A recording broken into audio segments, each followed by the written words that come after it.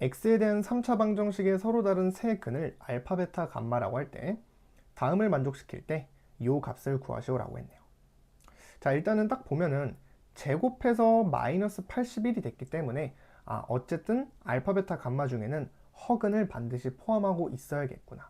자, 그리고 제곱해서 음수가 된다라는 것은 이 안에 있는 녀석이 허수 중에서, 그렇죠, 순허수가 돼야겠죠.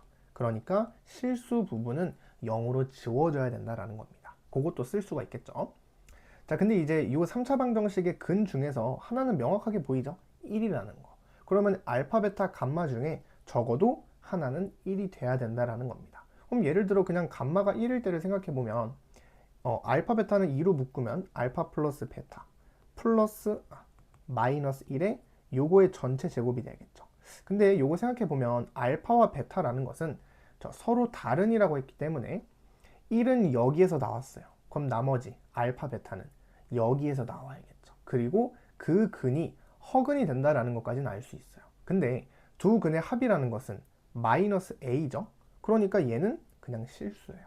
a, b가 실수라고 했으니까. 근과 계수의 관계에 의해서. 따라서 실수의 제곱이기 때문에 음수가 될 수는 없다라는 겁니다. 그래서 감마가 1인 경우는 안 되겠구나. 그러면 알파 혹은 베타가 1이 돼야겠죠. 그럼 그냥 알파가 1일 때를 볼까요? 그러면 2 더하기 2 베타 마이너스 감마, 요 녀석의 제곱이 마이너스 81이 돼야 된다라는 것이죠.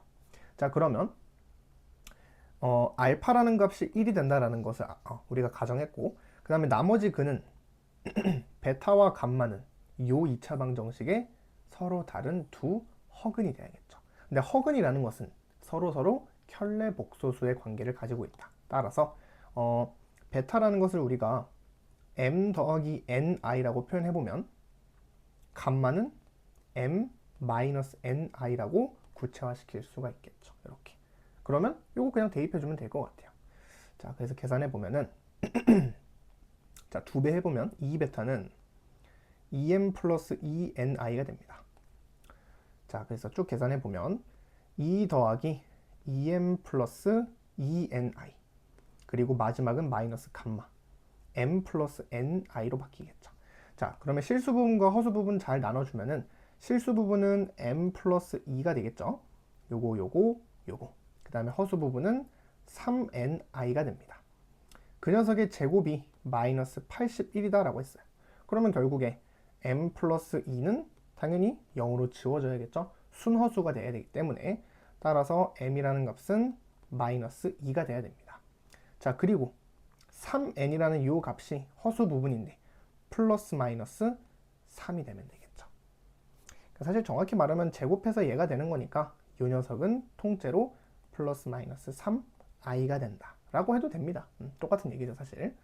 그래서 결국에 n이라는 값은 플러스 마이너스 3이 아니라 9가 돼야죠. 9, 9, 81이니까 3이 돼야겠죠. 이렇게. 자, 그래서 그러면 끝났네요. 그래서 결국에 m의 값은 마이너스 2로 결정이 되고 n이 3일 때를 한번 해볼까요? n의 값이 두 개가 나왔는데 결국에 구하라는 게 요거예요. 요거에는 영향을 미치지 않아야겠죠.